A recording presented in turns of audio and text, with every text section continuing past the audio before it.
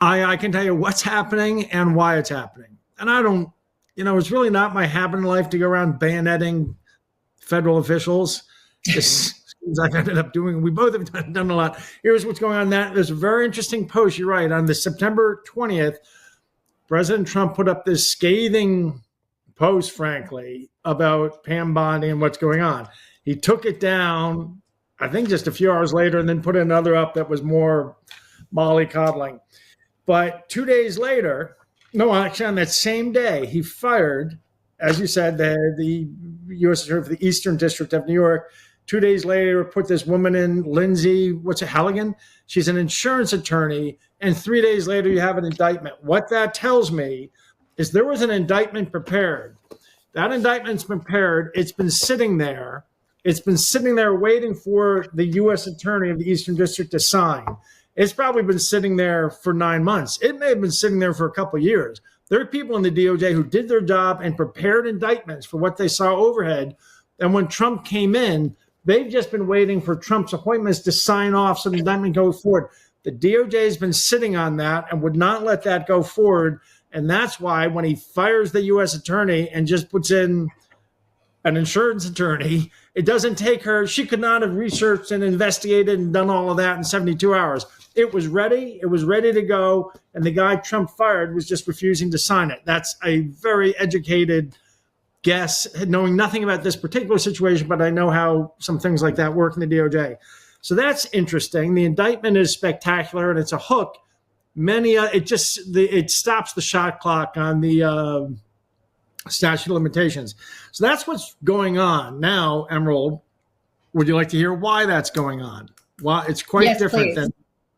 Yeah, why that's going on. We all know in the first Trump term, there were a bunch of Marxists in there fighting him doing everything.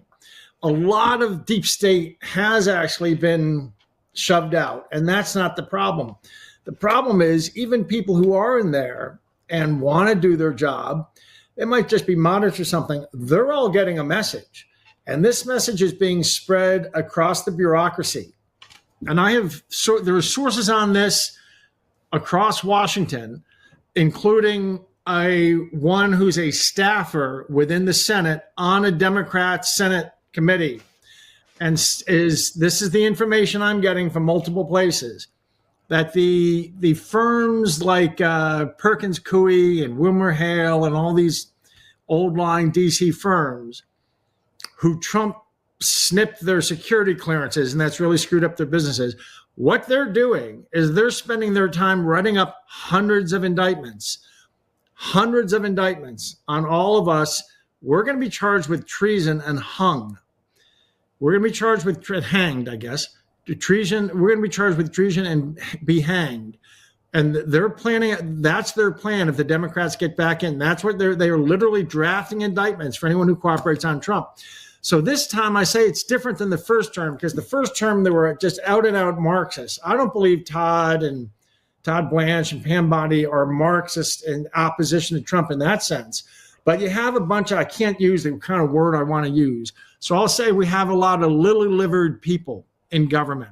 Somebody who once brought me into some government affairs said, we're looking for people who are PhDs, but who've won a few bar fights, or at least been in a few bar fights. Patrick, and that's you. These people have never been, they're scared. They're scared. And they literally, I know some of them, and they're modest, nice people who want to serve their country. They're literally getting told that they're going to be hanged if the Democrats get back in, and then indictments are being written on them. So I think that's the reason you have Todd Blanche sitting on his hands. Pam Bondi is an absentee manager. I hear that she's basically spending most of her time in Florida. She flies up to make announcements, goes to the White House. Maybe she drops by the DOJ, and then she flies back. Todd Blanche, the number 2, is running the DOJ, and he's been putting the kibosh on everything. And I don't think it's evil. I think that he's one of the people who thinks these are Bolsheviks. This is a communist revolution we're facing. And I think these people are scared for their lives, which is why I think Donald Trump should move all this into the military, because those are guys who are not afraid to be in a bar fight.